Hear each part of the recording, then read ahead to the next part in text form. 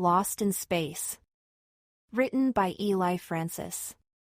Illustrated by Jomar Renata. Ben Blackhill, an astronaut, had been in space for 5 days when something tragic happened. However, out of the tragedy came a new alliance that changed the world. It all began on January 17th. "Okay, Ben, you go out first and I'll follow you," Jenny said, as they got ready to work on a damaged satellite. "Keep in radio contact all the time." "Will do," Ben replied. The two astronauts suited up. Their spacesuits were a new design. They were hard around the upper body but had flexible sleeves, gloves, pants, and boots, so the astronauts could move around easily. Their helmets had one-way magnifying mirrors to help them see clearly as they worked. The suits also had state-of-the-art air packs and radios.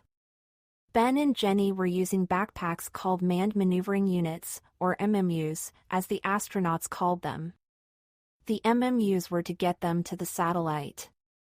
The MMUs had rockets and hand controls to direct the astronauts' flight. "I am ready to fire my rockets now," Ben said, as they both held onto the handles and locked their feet into boot holders to stop them floating away. "See you over there," Jenny said. But that would never happen. Ben unlocked his boot holders, fired up his rockets, and blasted off.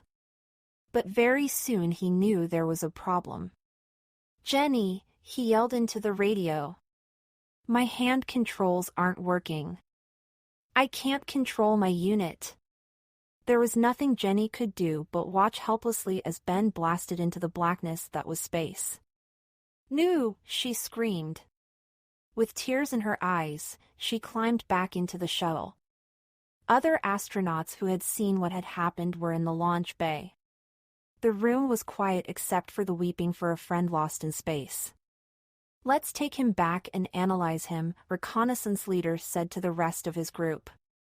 "Load him onto the space buggy and get back to the lab as fast as you can." "Where do you think he is from, leader?" Reconnaissance member 2 asked. "Maybe Earth," reconnaissance leader answered.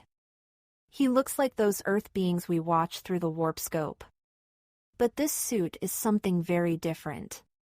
We will know for sure when we have him in the lab." The group loaded their unusual find onto their space buggy and zoomed across the rocky ground faster than the speed of light.